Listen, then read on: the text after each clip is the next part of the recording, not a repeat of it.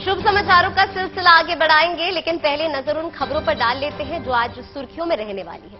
तो सबसे पहले अगर खबर की हम यहां पर बात करें तो आज योगी सरकार अपना बजट पेश करने जा रही है। वित्त मंत्री सुरेश खन्ना विधानसभा में बजट पेश करेंगे।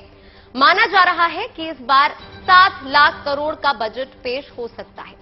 वहीं बात अगर आज की दूसरी बड़ी खबर की करें तो आज नजरें दिल्ली एमसीडी पर होंगी, जहां आज मेयर और डिप्टी मेयर समेत स्टैंडिंग कमेटी के सदस्यों का चुनाव होगा। एमसीडी मेयर का चुनाव सुबह 11 बजे से होगा। वहीं बात अगर तीसरी खबर की करें तो एक अच्छी खबर है जो कि जम्मू कश्मीर से सामने आई है, जहां के उपराज्यपाल ने दावा किया है कि जम्मू कश्मीर पिछले 2.5 साल में देश में डिजिटल लेन देन के मामले में चैंपियन बन गया है। कश्मीर के लिहाज से ये काफी शुभ संकेत है। बिल्कुल, देखिए आज उद्धव ठाकरे के लिए भी बहुत अहम दिन है, क्योंकि देखिए शिवसेना पर उनकी दावेदारी को लेकर सुप्रीम कोर्ट में अहम सुनवाई आज होने जा रही है। उद्धव ने अदालत में याचिका देकर चुनाव आयोग के उस फैसले पर दरअसल रोक लगाने की मांग की है, क्योंकि चुनाव चिन्ह जा चुका है। और देखिए गोवा के मुख्यमंत्री ने एक अच्छी पहल की है। मन की बात की तरह गोवा में जल्द गोवा की बात कार्यक्रम लॉन्च किया जाएगा। ये कार्यक्रम जो है गोवा के लोगों के, गोवा के मंत्रियों का सीधा संवाद होगा सीधे तौर पर। और खेल की बात अगर हम करें तो देखिए T20 महिला वर्ल्ड कप में भारत समेत 3 टीमों ने सेमीफाइनल्स में एंट्री अप कर ली है और सेमीफाइनल्स में टीम इंडिया की ऑस्ट्रेलिया से भिड़ंत तय हो गई है। कल इंग्लैंड ने पाकिस्तान को पूरी तरीके से हरा दिया।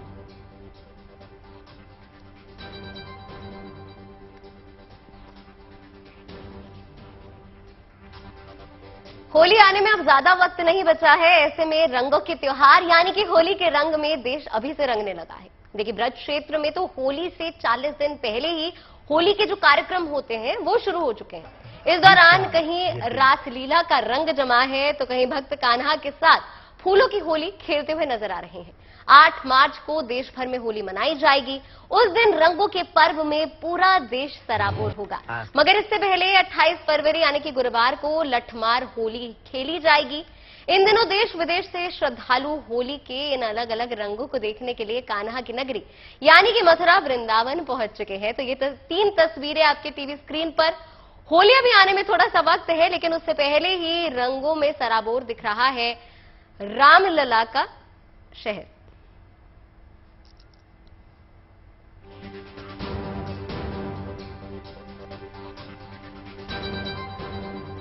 देखिए बात अगर बरसाने की करें तो यहां राधा स्वामी आश्रम में भक्तों की भारी भीड़ देखने को मिल रही है। उस दौरान रासलीला का मंचन जो है वो भी किया गया। राधा रानी के भक्तों ने इस मौके पर जमकर लुत्फ उठाया। इस मौके पर बरसाने के राधा स्वामी आश्रम में आध्यात्म और तपस्या करने वाले संत महात्माओं को सौगात भी मिलेगी। संत करुणदास महाराज संतों को इको फ्रेंडली कुटिया की चाबी सौंपेंगे। बरसाने के इस आश्रम में 108 कुटिया बनाई गई हैं। देखिए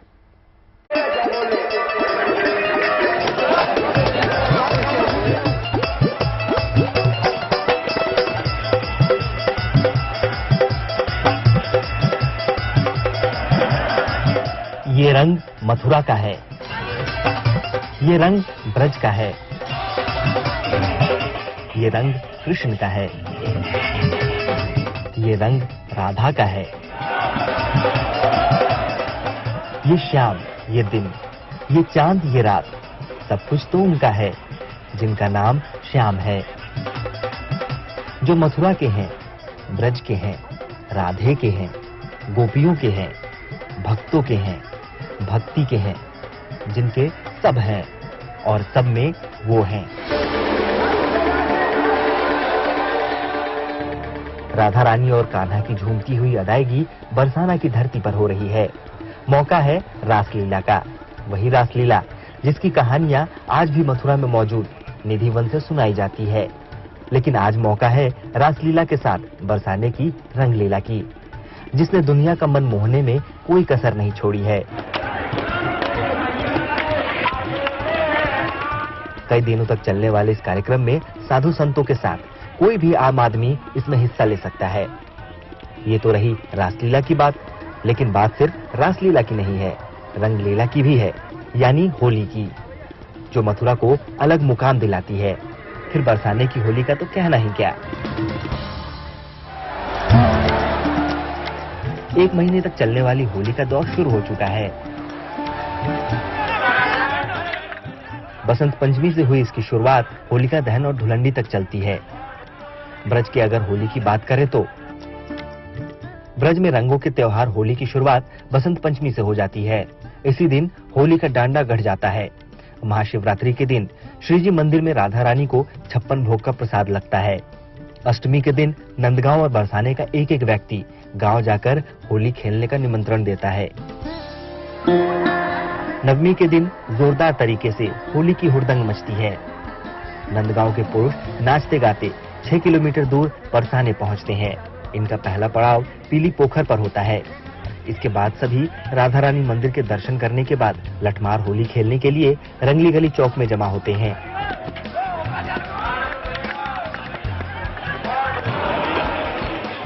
दशमी के दिन इसी प्रकार की होली नंदगांव में भी होती है। माना जाता है कि इसकी शुरुआत 16वीं शताब्दी में हुई। राधा कृष्ण के वार्तालाप पर आधी रात बरसाने में इसी दिन होली खेलने के साथ साथ वहां का लोकगीत होरी गाया जाता है। यहाँ की लठमार होली की अपनी कहानी है। इसी दिन कृष्ण के गांव नंदगांव में पुरुष बरसाने में स्थित राधा के मंदिर पर झंडा फहराने की कोशिश करते हैं, लेकिन बरसाने की महिलाएं एकजुट होकर उन्हें लठ से खदेड़ने का प्रयास करती हैं। इस होली को देखने देश विदेश से लोग आते हैं, क्योंकि इस होली में श्रद्धा, आस्था और कृष्ण का रंग है। Bureau report, good news today. और इन्हीं सुंदर तस्वीरों के साथ आप बात कर लेते हैं मौसम के मिजाज की, जो पल पल बदल रहा है। मौसम पल पल बदल रहा है हर पल, और आलम ये हो गया है कि लोगों को समझ नहीं आ रहा है कि क्या करें। जैसे आज सुबह देखिए, दिल्ली वालों की आंख जब खुली तो घने कोहरे की चादर से उनका स्वागत हुआ। कई जगह तो कोहरे की वजह से विजिबिलिटी भी कम नजर आई। इस दौरान हल्की ठंड भी देखने को मिली, मगर सूरज के निकलते ही तस्वीर बिल्कुल बदल गई। गर्मी जो है लोगों को सताने लग गई। जैसे जैसे दिन चढ़ता है लोग गर्म कपड़े उतारने लग जाते हैं, मगर शाम को सूरज ढलने के बाद पारा एक बार फिर से गोता लगाता है और हल्की ठंड महसूस की जाती है। दिल्ली में कई लोगों ने बताया कि रात को कंबल या रजाई उनको ओढ़ना पड़ता है, पर गर्मी और ना लगी, और इसी के चलते वो कश्मकश में रहते हैं कि कब पंखा चलाया जाए, कब ना चला जाए, क्या गर्म कपड़े पहने जाए या ठंडियों के कपड़े आज भी पहने जाए। मौसम की माया मैदानी इलाकों में ज्यादा दिखाई दे रही है, और इस मायाजाल से दिल्ली एनसीआर भी अछूता नहीं है। आलम यह है कि आपको टी शर्ट पहने लोग भी दिल्ली एनसीआर के सड़कों पर मिल जाएंगे, और स्वेटर पहने भी। दुविधा यह भी है कि सर्दी के कपड़े पैक करें या नहीं। देखिए दिल्ली में मौसम के इसी कंफ्यूजन पर हमारी एक खास रिपोर्ट। महीना फरवरी का है, लेकिन मौसम अप्रैल मई वाली तपिश की गवाही दे रहा है। सूरज की किरणें चुभने लगी हैं और हल्की ठंड के मौसम में ठंडी हवाओं का मानो अकाल पड़ गया है। 17 साल बाद मौसम ने अनोखी चाल चली है और फरवरी के दिनों में पारा 33 डिग्री तक जा पहुंचा है। लोग मौसम के इस रुख से हैरान हैं। फरवरी के महीने में पारा रिकॉर्ड तो तोड़ रहा है, लेकिन मौसम का मिजाज एक सा नहीं है। दिन में गर्मी लगती है तो सुबह और रात में हल्की ठंड भी कायम है। देखिए 35 डिग्री टेम्परेचर है। सुबह के टाइम गर्मी होती है, इस टाइम इतनी गर्मी लग रही, सुबह के टाइम इतनी ठंड होती है कि बच्चे सोचते हैं कि स्वेटर पहने या ना पहने, और इस मौसम में बच्चा बीमार बहुत जल्दी हो रहा है। नॉर्मल नहीं है, बट मॉर्निंग टाइम पे ज्यादा वो होती है, शीत होती है, ठंडा हो जाता है, तो उससे मतलब सेहत के लिए थोड़ी सी दिक्कत है। जाहिर है मौसम का ये बिगड़ा अंदाज सेहत के लिहाज से लोगों की चिंताएं बढ़ा रहा है।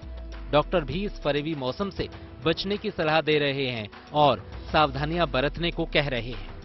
डाइट मेंटेन करनी है, और साथ में फ्रूट्स जो अवेलेबल हैं, जैसे सिट्रस फ्रूट्स हैं, उनका सेवन जो है वो बहुत अच्छा इफेक्ट करता है। इसके साथ साथ एक्सरसाइज और अपने बॉडी को हेल्दी रखना, योगा करना, इन चीज़ों से भी बहुत पॉजिटिव प्रभाव जो है वो बॉडी पे पड़ता है। जो गर्मी मार्च के आखिर या अप्रैल में महसूस होती थी, वो फरवरी की दहलीज तक आ पहुंची है। हालांकि आंकड़े बता रहे हैं कि ये 55 साल में तीसरी मर्तबा है जब गर्मी ने फरवरी का मिजाज गर्मा दिया है। साल 2006 में तो 26 फरवरी को ही पारा 34 डिग्री तक जा पहुंचा था। बहरहाल लोग अभी यही सोच रहे हैं कि आने वाले दिनों में क्या होगा। मौसम की चाल और मौसम के मिजाज पर नजर रखने वालों का कहना है कि फरवरी की गर्माहट नई नहीं है। अलबत्ता ये मौसम सेहत के लिहाज से जरूर चिंता की बात है। ऐसे में गर्मी और सर्दी के बीच झूलते मौसम में आपको अपनी सेहत का ख्याल रखना है। कई सालों बाद टेम्परेचर फरवरी में इतना ज्यादा 31 डिग्री और 32 डिग्री के बीच पहुंचा है, लेकिन अब आने वाले वक्त में मौसम विभाग का यही कहना है कि कम से कम दिल्ली एनसीआर का जो टेम्परेचर है वो अब लगातार बढ़ने वाला है और दिल्ली गर्मी की तरफ बढ़ने वाली है। कैमरामैन शैलेंद्र के साथ मनीष रसिया, गुड न्यूज टुडे, दिल्ली। तो देखिए, दिल्ली में गर्मी बढ़ रही है, लेकिन हिमाचल प्रदेश में एक दिन पहले फिर से मौसम ने अचानक करवट ले ली। यहां ऊंची चोटियों पर जहां बर्फ की चादर देखने को मिल रही है, तो वहीं राजधानी शिमला में भारी ओलावृष्टि देखने को मिल रही है।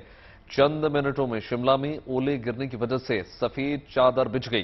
पेड़ पौधे, गाड़ियां, सड़कें सब ओले गिरने से सफेद हो गए। बर्फबारी का इंतजार कर रहे शहर के लोगों को इस बार बर्फ तो देखने को नहीं मिली, लेकिन तमाम तस्वीरें देखने को मिली।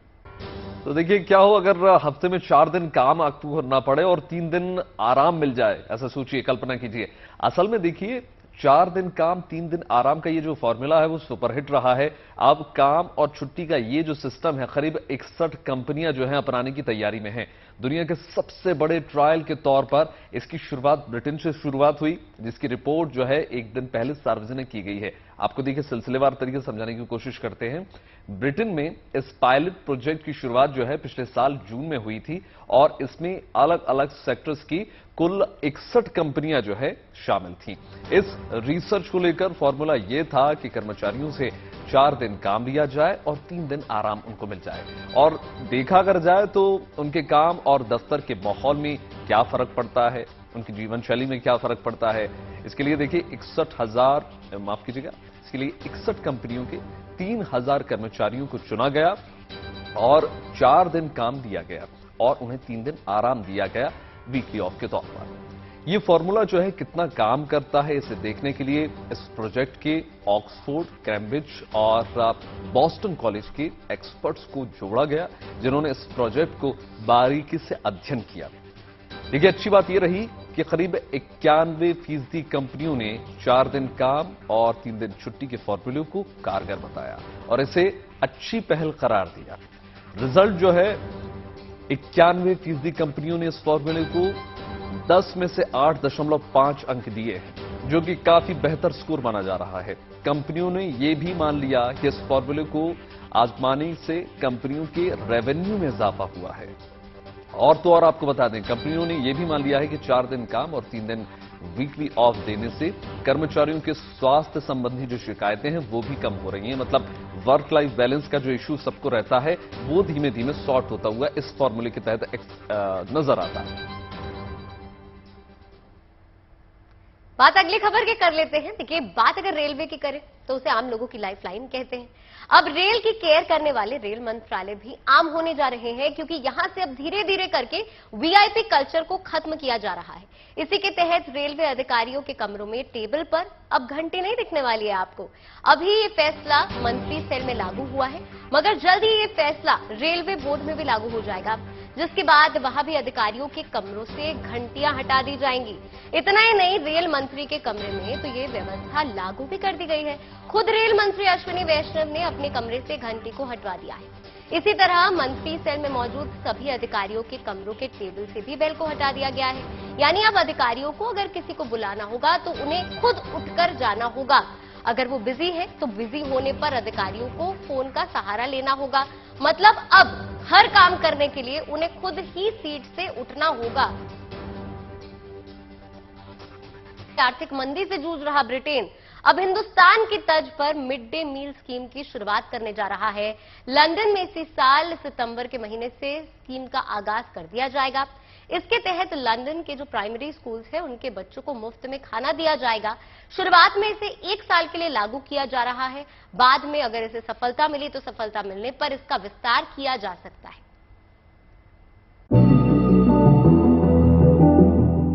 हिंदुस्तान के स्कूलों की तर्ज पर अब ब्रिटेन की राजधानी लंदन में भी mid day meal scheme launch की जाएगी।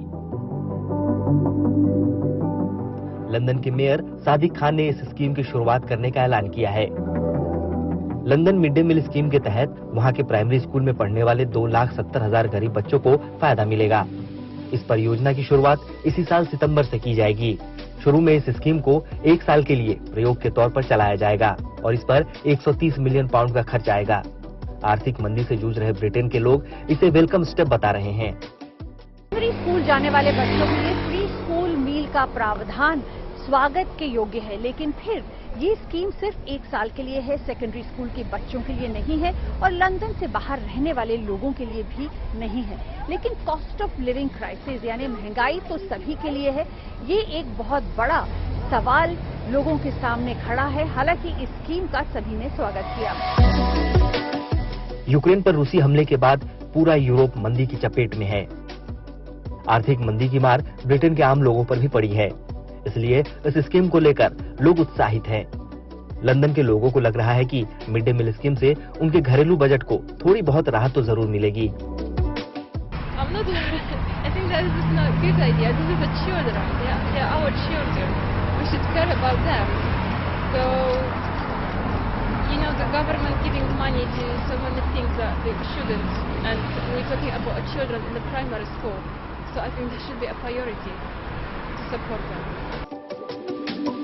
ब्रिटेन दुनिया की 6ठी सबसे बड़ी इकोनॉमी है। यही वो देश है जिसके साम्राज्य का सूर्य कभी अस्त नहीं होता था, लेकिन आज मंदी की चपेट में है। और आलम यह है कि राजधानी लंदन में लोग प्राइमरी स्कूल में पढ़ने वाले बच्चों के लिए मिड डे मील स्कीम का स्वागत कर रहे हैं। लंदन से लवीना टंडन के साथ bureau report, good news today. और उस वक्त आपको एक बड़ी खबर बता दें। देखिए, न्यूयॉर्क से दिल्ली आ रही फ्लाइट की इमरजेंसी लैंडिंग करानी पड़ी है। इमरजेंसी लैंडिंग जो है वो कराई गई है क्योंकि ऐसा कहा जा रहा है कि तकनीकी खराबी के चलते इस प्रकार का फैसला लिया गया। सभी यात्री जो हैं वो सुरक्षित हैं। स्टॉकहोम्स में जो है इस विमान की लैंडिंग कराई गई, लेकिन सभी के सभी जो यात्री हैं वो सुरक्षित हैं। अगर आपके भी कोई परिवारजन है, कोई मित्रगण हैं जो इस फ्लाइट से आ रहे थे, तो आप बिल्कुल टेंशन फ्री रहिए क्योंकि सभी सुरक्षित हैं। बस इमरजेंसी लैंडिंग करानी पड़ी क्योंकि कई प्रकार की विमान में तकनीकी खराबियां हो जाती हैं, कॉकपिट में परेशानियां हो जाती हैं, जिसके चलते इस प्रकार का फैसला लिया जाता है।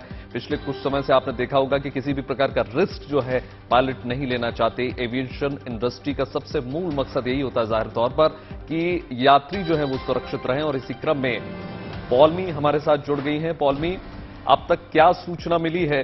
क्योंकि देखिए, इस प्रकार की इमरजेंसी लैंडिंग कराना, और अभी रिसेंटली हमने बहुत बड़े हादसे भी देखे हैं, चाहे नेपाल हो या दूसरे देश हो, तो क्या लग रहा है आपको किस प्रकार की समस्या का सामना करना पड़ा पायलट को?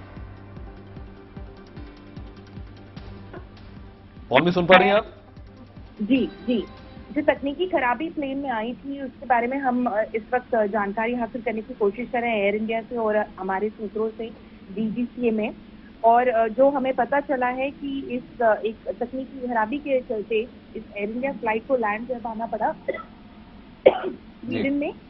जो एयर इंडिया फ्लाइट AI 106 की जो फ्लाइट की बात हम करें, जो डिटेल्स हमें इस वक्त जो मिल रहे हैं हमारे सूत्रों से, जो इंजन, जो दूसरा इंजन था इस फ्लाइट में, उसमें ऑयल क्वांटिटी जो थी वो कम होती नजर आ रही थी। एक ऑयल लीक शायद विजिबल हो गया था इंजन 2 में, जिसके चलते कैप्टन ने, जो फ्लाइट के कैप्टन थे, उन्होंने ये डिसीजन लिया कि वो इमीडिएटली लैंड करेंगे, इमरजेंसी लैंडिंग करेंगे।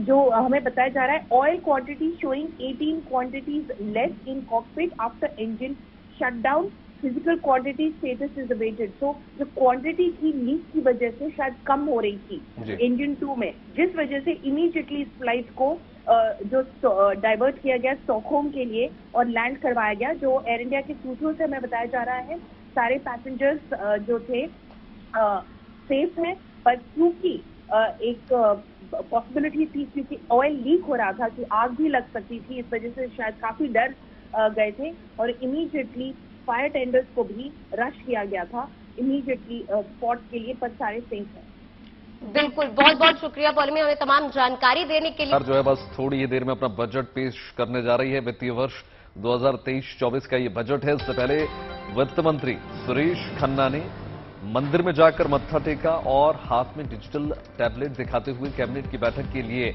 वो निकल चुके हैं। वित्त मंत्री सुरेश खन्ना जो है उन्होंने कहा कि इस बार का बजट जो है सबसे बड़ा होने वाला है, जो महिला, युवाओं, किसानों, उद्योगियों को बढ़ावा देगा। और उन्होंने कहा कि इस बार का जो बजट है उसमें धार्मिक पर्यटन पर फोकस रहने वाला है। उत्तर प्रदेश के वित्त मंत्री के मुताबिक अगर हम बात करें तो इस बार देखिए बजट में इंफ्रास्ट्रक्चर, मेडिकल पर भी फोकस रहने वाला है, क्योंकि देखिए 2024 नजदीक है और ऐसे में तमाम ये बात देखने लायक होगी कि आप किन किन मुद्दों को उठाते हैं, क्योंकि लोकसभा चुनाव भी करीब है। अभिषेक हमारे साथ जुड़ गए हैं। अभिषेक, ये बताइए कि ये जो बजट है इस बार का 2023-24 का, उन्होंने बोला कि सांस्कृतिक जो हमारी विरासत है उस पर फोकस रहने वाला है। हम देख ही रहे हैं कि काशी से लेकर मथुरा तक किस प्रकार के कार्य चल रहे हैं, किस प्रकार की इनकी योजना है, और कुछ क्या खास रहने वाला, टारगेट क्या होने वाला है इस बार अभिषेक, क्योंकि देखिए 2024 नजदीक। देखिए बिल्कुल, आज इस तरीके से देखें तो इस बार का बजट है यूपी सरकार का ये दूसरा बजट है और इसका जो आंकड़ा होगा वो माना जा रहा है कि 7 लाख करोड़ के ऊपर ये इस बार का बजट होने की संभावना है, जिसको लेकर के सरकार लंबे समय से तैयारी कर रही थी। खुद वित्त मंत्री ने इस बात को कहा है कि इस बजट में इंफ्रास्ट्रक्चर पर फोकस होने वाला है, मेडिकल सुविधाओं पर होगा, युवाओं, महिलाओं पर भी फोकस सरकार करेगी और धार्मिक पर्यटन जो कि उत्तर प्रदेश की सरकार का हमेशा से फोकस रहा है। हमने देखा है अयोध्या के साथ साथ बनारस और तमाम धार्मिक स्थलों पर किस तरीके से काम हो रहा है, लेकिन उसमें और जोड़ते हुए चाहे वो चित्रकूट हो, चाहे वो नैमिषारण्य हो, चाहे वो बुद्धा सर्किट हो, तमाम ऐसी जगहों को लेकर के सरकार इस बजट में भी सौगात देती नजर आएगी। इसके अलावा 2 एक्सप्रेसवे, लिंक एक्सप्रेसवे की भी आज सूचना मिल रही है, जिसको लेकर के सरकार सौगात दे सकती है। किसानों को लेकर के भी फोकस जरूर होगा, क्योंकि लगातार पश्चिम उत्तर प्रदेश में चाहे गन्ने के समर्थन मूल्य या खरीद को लेकर के मांग रही हो, या फिर बाकी समर्थन मूल्य पे जो खरीद होती है उसको लेकर के भी सरकार कुछ सौगात इस बजट में दे सकती है। वित्त मंत्री ने इस बात को दोहराया है कि सरकार 1 ट्रिलियन इकोनॉमी का जो टारगेट सीएम आदित्यनाथ का है उसको मद्देनजर रखते हुए इस बार के बजट पर सकारात्मक तौर पर आगे बढ़ रही है। चूंकि ये बजट एक बार फिर से डिजिटल होने वाला है, डिजिटली इसको पढ़ा जाएगा और सरकार चाहती है कि इस बजट के जरिए तमाम हर एक वर्ग को कुछ ना कुछ दिया जाए, क्योंकि 2024 से पहले ये महत्वपूर्ण बजट होगा। उत्तर प्रदेश में केंद्र की ज्यादातर योजनाओं का विस्तार होता है, इस मायने में भी ये बजट काफी महत्वपूर्ण माना जा रहा है। बहुत महत्वपूर्ण माना जा रहा है। अभिषेक, यहाँ पर आपने महिलाओं का जिक्र किया तो उस पर सवाल करना चाहूंगी कि जेंडर बजटिंग का कितना ज्यादा यहाँ पर ध्यान रखा गया है, महिलाओं को क्या सौगात देने वाली योगी सरकार? देखिए, महिला विकास पर सरकार का फोकस पहले से रहा है और खासतौर पर जो केंद्र की योजनाएं हैं उसकी जो मुखिया है वो महिला ही आमतौर पर होती है। तो एक तो इस तरीके से महिलाओं को आगे बढ़ाया जा रहा है। इसके अलावा अगर देखें तो महिला विशेष की कई स्कीम्स पर लगातार काम हो रहा है, चाहे वो मेडिकल रिलेटेड हो, चाहे वो उनकी जो उनको पेंशन दी जाती है वृद्ध महिलाओं को, उसकी बात की जाए। इसके अलावा रोजगार से भी महिलाओं को कैसे जोड़ा जा सकता है, क्या उनके लिए सरकार कुछ करेगी, इस पर भी फोकस हो सकता है। महिला की शिक्षा को लेकर के क्योंकि हमने देखा है कि तमाम कन्या सुमंगला योजना हो गई या कन्या ऐसी योजनाएं हैं जिसमें सरकार लड़कियों की पढ़ाई और उनके आगे के लिए मदद करती है, तो ये हमेशा से फोकस रहा है। लेकिन इस बार चूंकि हमने देखा भी था कि कई तरीके के अलग अलग एक्सपेरिमेंट किए गए थे, महिला थानों के बनाने से लेकर के महिला पुलिसकर्मियों की भर्ती और तमाम ऐसे विषय हैं जिस पर सरकार का फोकस है। ये बताइए कि राष्ट्रीय बात अगर होती है और अगर प्रदेश की बात होती है तो सांस्कृतिक राष्ट्रवाद के माध्यम से अभी बहुत एक विषय चर्चा में था, क्या उत्तर प्रदेश की जो इकोनॉमी है, उत्तर प्रदेश की जो जीडीपी है वो क्या पाकिस्तान से बड़ी हो जाएगी? देखिए, बिल्कुल खुद मुख्यमंत्री इस बात को कह चुके हैं कि लगातार जो उत्तर प्रदेश में जिस तरीके का निवेश आया है, हाल ही में ग्लोबल इन्वेस्टर समिट में 33 लाख करोड़ के एमओयू सरकार ने साइन किए हैं और इसके अलावा जो निवेश का माहौल बदल रहा है, उत्तर प्रदेश पाकिस्तान की इकोनॉमी से आगे है, इस बात को मुख्यमंत्री ने कहा है और उन्होंने इस बात को दोहराया है कि 1 ट्रिलियन इकोनॉमी का कंट्रीब्यूशन जो यूपी का रहेगा वो किसी भी राज्य में सबसे बड़ा होगा। इस बात में कोई दो राय नहीं है कि सांस्कृतिक विरासत के साथ साथ में उद्योग, अवस्थापना, विकास की योजनाओं और सामाजिक जिस तरीके से अलग अलद सेगमेंट्स को कहीं ना कहीं लेने की कवायद होगी, उस सब की झलक इस बजट में दिखेगी। कुछ समय की बात है, ये कैबिनेट की बैठक अभी खत्म होने वाली है, उसके बाद में 11 बजे बजट सदन में पेश किया जाएगा। बिल्कुल अभिषेक, बहुत बहुत शुक्रिया हमें तमाम जानकारी देने के लिए। तो बजट पेश करने वाली है योगी सरकार और अगले साल जो है लोकसभा चुनाव भी है, उसके मद्देनजर कई बड़ी घोषणाएं यहां पर होंगी। और इसके साथ ही एक और बड़ी खबर हमें मिल रही है, उसके बारे में यहां पर जानकारी दे दें कि होली नजदीक है। ऐसे में अब होली पर यात्रियों को परेशान नहीं होना पड़ेगा, क्योंकि रेलवे जो है वो स्पेशल ट्रेनें चलाने का फैसला कर चुकी है। देखिए होली नजदीक है, हमने आपको तस्वीरें भी आज के कार्यक्रम में दिखाई थी कि किस तरीके से होली से पहले यानी होली के जो रंग है देश भर में देखने को मिल रहे हैं। इसलिए देश और दुनिया में तमाम जो लोग हैं अपने घर भी आते हैं, होली में परिवार के साथ होली का त्योहार मनाते हैं। लेकिन अब यात्रियों को परेशान नहीं होना होगा, क्योंकि अब रेलवे ने फैसला लिया है कि होली के मौके पर खास स्पेशल ट्रेनें चलाई जाएंगी ताकि यात्रियों को असुविधा ना हो, तो होली में यात्रियों को कोई परेशानी का सामना ना करना पड़े। इसके चलते ये बड़ा फैसला लिया गया है। पंकज श्रीवास्तव हमारे साथ इस पर तमाम जानकारी देने के लिए जुड़ रहे हैं। पंकज, क्या कुछ तमाम जानकारी, क्योंकि होली पर लोग अपने घर पहुंचते हैं, ऐसे में ये स्पेशल ट्रेनें चलाना कितना ज्यादा फायदेमंद होगा लोगों के लिए? होली का त्योहार नजदीक है और इस मौसम में लोग अपने घर जाना चाहते हैं और भीड़ काफी हो जाती है, तो इसको देखते हुए रेलवे प्रशासन ने बड़ा फैसला लिया है कि यहाँ पर अब 4 स्पेशल ट्रेनें होली के त्योहार पर चलाई जाएंगी। जो जबलपुर दानापुर सुपरफास्ट एक्सप्रेस है वो जबलपुर से 6 मार्च को रात 8 बजे चलेगी और रात 1:50 पर छिड़की और सुबह 8:45 बजे दानापुर पहुंचेगी। तो इस तरह से 4 ट्रेनें हैं जो लगातार इन्होंने जो भीड़ को देखते हुए रेलवे प्रशासन ने फैसला लिया है और होली के सीजन में जो यात्रा करने वाले यात्री हैं उनको इस त्योहार पर अपनों के बीच पहुंचने में बहुत आसानी होगी। बिल्कुल, ये जो तमाम स्पेशल ट्रेनें चलाई गई हैं ये कब से कब तक चलेंगी, इसके बारे में अगर कुछ जानकारी है तो आपके पास? जी बिल्कुल, 0:21:55 और 0:21:56 ये रानी कमलापति दानापुर होली एक्सप्रेस है। रानी कमलापति दानापुर से 5 और 12 मार्च को दोपहर 2:20 पर चलेगी। रात 1:50 पर छिड़की पहुंचेगी और वापसी में दानापुर से 6 और 13 मार्च को सुबह 11 साढ़े 11 बजे चलेगी, जो शाम 5:40 पर छिड़की और सुबह 5:50 पर रानी कमलापति पहुंचेगी। तो ये भी आपसे जानना चाह रहे हैं, देखिए कि भीड़ जो बढ़ जाती है तो ट्रेनें तो बढ़ेंगी जाहिर तौर पर, लेकिन रिजर्वेशन को लेकर कितनी सुरक्षा जो है पुख्ता की गई है कि रिजर्वेशन भी मिल सके? कोई एक्स्ट्रा विंडो भी बनाई गई है क्या स्टेशन पे? बिल्कुल, विंडो तो एक्स्ट्रा नहीं बनाई गई है, लेकिन जो यात्रियों की सुविधा के लिए ये ट्रेनें चलाई गई हैं तो रिजर्वेशन लोग पहले से करा लेते हैं, क्योंकि त्योहार जब नजदीक होता है तो भीड़ बढ़ जाती है और रिजर्वेशन मिलना मुश्किल होता है। तो इस तरह से रेलवे प्रशासन ने ये 4 ट्रेनें एक्स्ट्रा चलाई हैं जो इस होली के त्योहार में यात्रियों को अपने घर पहुंचाने में जो है उनको आसानी होगी। बिल्कुल, देखिए और ये बात आपको बिल्कुल सुनिश्चित आप भी कर लीजिए कि अगर आप भी जा रहे हैं होली में अपने घर तो आप सुनिश्चित हो जाइए, क्योंकि स्पेशल ट्रेन 4 बढ़ चुकी हैं जिसके माध्यम से आप सीधे तौर पर घर जा सकते हैं। और एक एक खबर हम आपको लगातार दिखा रहे हैं किस प्रकार से सहूलियत आपको होने जा रही है। एक बात और आपसे जानना चाह रहा हूं कि क्या भविष्य में इस प्रकार की योजना को और लागू किया जाएगा? क्या आगे भी तमाम त्योहार आ रहे हैं उनमें भी ट्रेन बढ़ाई जाएंगी, ऐसी कोई योजना है? बिल्कुल, त्योहारों को देखते हुए जो रेलवे प्रशासन है तो वो लगातार ट्रेनों की संख्या बढ़ा देता है, क्योंकि भीड़ बहुत ज्यादा हो जाती है और उसमें यात्रियों को काफी परेशानी होती है। तो इसलिए रेलवे प्रशासन त्योहार में ये जैसे छठ का त्योहार है या होली का त्योहार है तो लोग अपने घर जाते हैं, इस वजह से ये ट्रेनों की संख्या बढ़ाई जाती है और यात्रियों को जो सुविधा है वो रेलवे प्रशासन लगातार इस तरह से देता रहता है। जी जी जी बिल्कुल, शुक्रिया आपका, आपने तमाम जानकारी हमको दी और हमने जैसा कि आपको बता दिया है कि देखिए 4 स्पेशल ट्रेन जो है वो बढ़ चुकी हैं और आप सुनिश्चित होकर अपने घर जा सकते हैं होली पर, क्योंकि अब जो है रिजर्वेशन की मारामारी नहीं होगी।